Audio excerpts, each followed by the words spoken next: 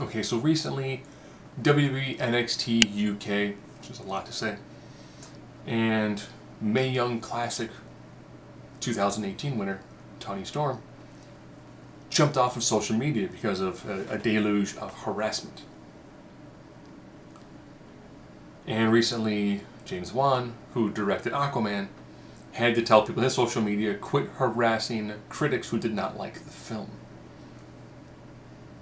The bizarre thing about the internet is that since you're entirely anonymous, you tend to get a lot of the worst of people. Because they can type whatever they want to type, and they do it with entirely impunity.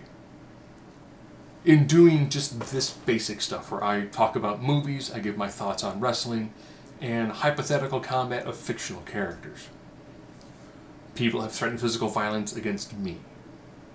And it's like, wow, I think Batman beats this guy, and you flat out said you want to break my arms. I've been called all sorts of racial slurs, gender slurs, sexual orientation slurs.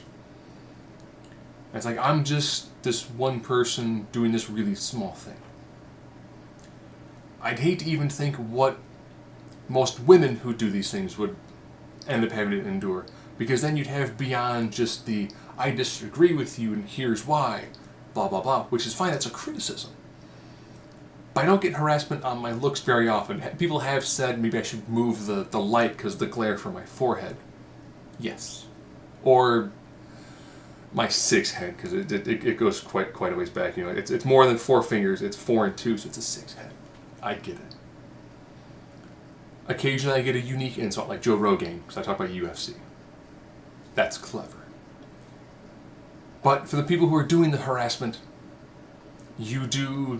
nothing good comes from all that negativity. You put all that negativity out, and guess what? It comes right back at you, and you get sucked down into this nice vortex of negativity.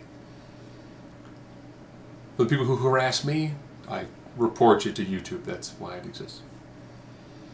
For the people, it's a small amount. It still takes more mental energy than I want to devote to it. And I don't have hundreds of thousands of people following me. I'm not on Instagram, Twitter, Facebook, MySpace, Snapchat, InstaSnap, Snapgram, whatever the other myriad of social media platforms are. So I don't have to deal with it as much as other people do.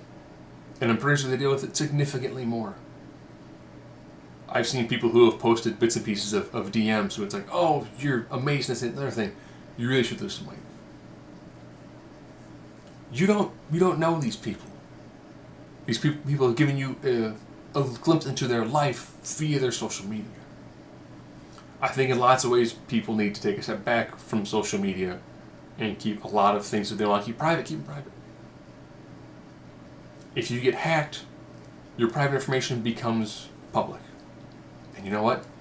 You want to keep it private for a reason, now it's public, and once it's out there, it's out there. There's no taking it back. If people get involved in that, it's a horrifying experience. Because a human's like an onion. You share certain layers with social media, with everyone, and you keep certain layers to the people who actually know you. And when those personal effects get released to everybody, it's a blow to who you are as an individual, because now all of a sudden the portion that you wanted to keep you, now everybody believes they have a right to it. And that's kind of the give and take of social media. The more you are willing to give, the more people are willing to take. And the moment you decide you don't want to give, those who wish to take will continue to take.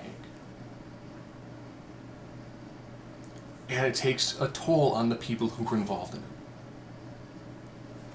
it. If someone doesn't like a movie that you like, disagree with a criticism.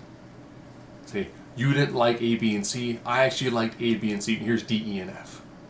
Maybe you didn't think about this. Or maybe your thought process was this, here's my thought process. And if they still disagree, that's fine. People can disagree.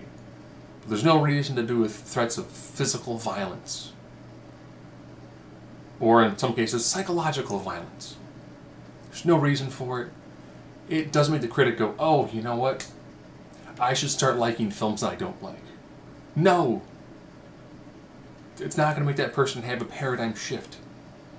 A paradigm shift comes from the individual. It's an internal change that has an external viewpoint, an external release. It's not an external change that leads to the internal change.